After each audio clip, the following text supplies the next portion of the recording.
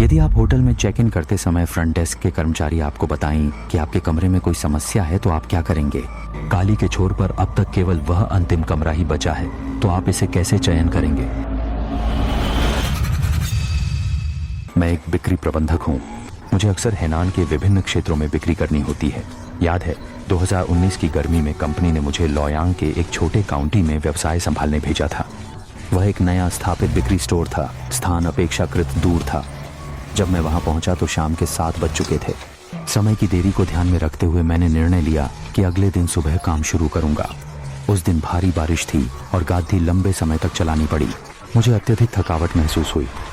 मैंने सड़क के किनारे एक पुराने दिखने वाले होटल को ढूंढा और वहां रात बिताने का सोचा कि अगले दिन स्थानीय सहयोगी से संपर्क कर लूंगा। हालांकि वातावरण साधारण था, कम से कम मैं अच्छी तरह से आराम कर सकता था। इसलिए मैंने गाड़ी पार्क कर होटल में चेक इन की तैयारी की। जब मैं लॉबी में प्रवेश किया तो फ्रंट डेस्क पर बैठी 50 से अधिक वर्ष की महिला को देखा। मैंने उनसे पूछा कि क्या कोई खाली कमरा अभी भी उपलब्ध है। उसने बताया कि दूसरे तल के गलियारे के अंतिम छोर में ही एक कमरा बचा है। उसका चेहरा थोड़ा अजीब था और बोलने की आवाज बहुत ही ठंडी थी। यह तुरंत ही डर का एहसास कराने वाला था, लेकिन उस समय मैंने ज्यादा नहीं सोचा। बस हमारे जैसे अक्सर यात्रा करने वालों के लिए कमरे में ठहरना कुछ हद तक अनुकूल नहीं होता। मैंने बड़ी बहन से दूसरा कमरा दिलाने के लिए मदद मांगी, लेकिन उसने मुझे खाली आंखों से देखा। उसने मेरी ओर देखते हुए कहा, माफ कीजिए लड़के, अन्य सभी कमरे भर चुके हैं। बाहर भारी बारिश देखकर मेरे पास कोई विकल्प नहीं था। पहली बार इस छोटे काउंटी में आया और परिचित नहीं था, इसलिए हिम्मत जुटाकर रुकने का फैसला किया। कोड स्कैन व भुगतान के बाद अकेले दूसरे तल के गलियारे के छोर पर इस कमरे पहुंचा। कार्ड स्वाइप करके दरवाजा खोलने पर मैंने पाया कि अंदर की सजावट बाहर की तरह ही पुरानी थी। खिड़कियां छोटी थीं, रोशनी अच्छी नहीं थी और कमरे में फफूंदी की सुगंध थी। मैंने कमरे की हवा निकालने के लिए खिड़की खोलने की सोची, लेकिन जैसे ही मैंने खिड़की खोली बहुत सारा बारिश का पानी अंदर आ गया।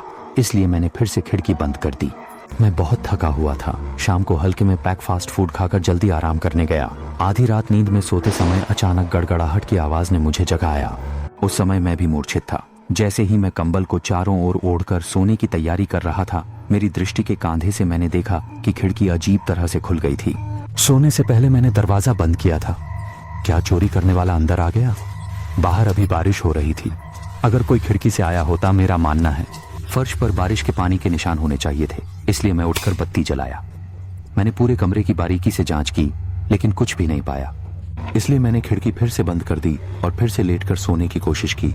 ठीक जब मैं सोने ही वाला था, वो यूएन स्वर्ग क्षेत्र के कमरे का दरवाजा खुल गया। क्योंकि होटल का कॉरिडोर का प्रकाश सभी 4 घंटे से जल रहा था, इसलिए प्रकाश दरवाजे की दरार से अंदर आ रहा था। मैं उस समय सोच रहा था, क्या इस खराब होटल के कमरे के दरवाजे की ताला भी ठीक से काम नहीं कर रही? फिर मैं उठकर दरवाजा बंद करने की कोशिश करने लगा। जैसे ही मैं बैठा, मैंने देखा जैसे रिसेप्शन की बड़ी बहन दरार से अपना सिर अंदर खींच रही थी और अपनी खोखी आंखों से मुझे कड़ी निगाह से देख रही थी। क्योंकि मुझे नहीं पता उनका उद्देश्य क्या है, मैं धीरे धीरे कमरे के दरवाजे की ओर बढ़ा और चलते चलते पूछा, तुम मेरे कमरे का दरवाजा क्यों खोल रही हो? कोई बात है क्या? मैंने दरवाजे पर पहुंचकर देखा कि वह कुछ नहीं कहती, बस सीधी साधी मेरी तरफ देख रही थी। उस समय मैं थोड़ा गुस्सा आ गया था। मैंने हाथ बढ़ाकर बड़ी बहन का सिर जोर से बाहर धकेल दिया, फिर जोर से दरवाजा बंद करके ताला लगा दिया। लेकिन जब मैं वापस बिस्तर पर लेटने की कोशिश कर रहा था तो मैं किसी भी हालत में नहीं सो पा रहा था। अगली सुबह तक कड़ी मेहनत करते हुए मैं दूसरे दिन रिसेप्शन पर जाकर बड़ी बहन से सवाल करने का इरादा बना रहा, लेकिन पहुंचने पर वहां केवल एक 30 वर्षीय लड़का था। मैंने उससे पूछा, कल रात वाली वह 50 साल की बड़ी बहन कहाँ चली गई? लड़का उस समय हैरान रह गया और 5-6 सेकंड बाद उत्तर दिया, कल से अब तक तो केवल मैं अकेला हूँ, वहाँ 50 साल की बड़ी बहन कौन है? फिर लड़के ने मुझसे उल्टा सवाल करना शुरू कर दिया कि मैं कैसे अंदर आया। उस समय मुझे लगा वो बहाना बना या इनकार कर रहा है, तो मैं गुस्से में कहने लगा, मुझे सीसीटीवी चाहिए। तुम कल रात मेरी और बड़ी बहन की बातचीत की सीसीटीवी निकालो। जब मैं रिसेप्शन में गया और कंप्यूटर में सीसीटीवी की प्लेबैक देखने लगा तो मैं तुरंत ही दंग रह गया। मॉनिटरिंग में दिखाई दे रहा था कि पिछले रात होटल की फ्रंट डेस्क पर केवल मैं ही अकेला था। फ्रंट डेस्क की खाली कुर्सियों के सामने कुछ लिख रहा था या कुछ कह रहा था। यह देखकर मेरे पूरे शरीर पर ठंडा पसीना आ गया। कांपते स्वर में मैंने उस लड़के से पूछा, चूंकि तुम कल से अब तक यहाँ थे, तो फिर पिछले रात मैंने तुम्हें क्यों नहीं देखा? लड़के ने इस समय थोड़ा घबराकर जवाब दिया, माफ करना, मैंने कल पेट खराब कर लिया था। उस समय मैं शौचालय गया था। फिर मैंने उससे कहा कि वह मॉनिटरिंग वीडियो को दूसरी मंजिल पर लाकर दे, जहां मेरा कमरा है। उस हॉलवे में मॉनिटरिंग के दौरान यह स्पष्ट रूप से दिखाई दे रहा था। मेरे कमरे का दरवाजा अचानक धीरे धीरे खुल गया। कुछ देर बाद मेरा हाथ दरवाजे की दरार से तेजी से बाहर निकल आया, फिर तेजी से वापस आ गया और फिर मैंने दरवाजा जोर से बंद कर दिया। मॉनिटरिंग देखने के बाद मैं हैरान रह गया। कांपते स्वर में मैंने लड़के से पूछा, क्या मॉनिटरिंग में खराबी हुई है या कोई दूसरा मेहमान ज्यादा पी गया?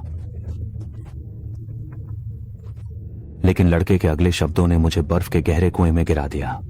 श्रीमान भाई, कल पूरे होटल में केवल आप ही एक मेहमान थे, कोई और मेहमान नहीं हो सकता। उसकी बात सुनते ही मेरे सामने तुरंत आकाश घूमने लगा। मेरे पैर कमजोर पड़ गए, लगभग जमीन पर गिर पड़ा। उस समय मैं सिर्फ जल्दी से इस होटल से बाहर निकलना चाहता था और खुद अपना सामान लेने के लिए ऊपर नहीं जा सका। अंत में मैंने फ्रंट डेस्क के उस युवक से मेरे सामान को नीचे लाने में मदद करने को कहा। आज तक मुझे याद नहीं है कि उस समय मैंने किस प्रकार से उस होटल से कार चलाकर बाहर निकला था। उस दिन मैं बिक्री बिंदु पर पहुंचने के बाद साझेदार के साथ काम पूरा करने के बाद घर की ओर चला गया था। घर पहुंचते शाम मुझे बिना कारण गंभीर बीमारी हो गई थी। मैं 2 हफ्ते से अधिक समय अस्पताल में रहा और फिर काम पर लौटा। जहां तक उस छोटे से काउंटी का सवाल है, मैं फिर कभी जाने का साहस नहीं कर सका। बाद की कार्यवाहियों के लिए कंपनी ने एक अन्य सहकर्मी को जिम्मेदारी सौंपनी पड़ी।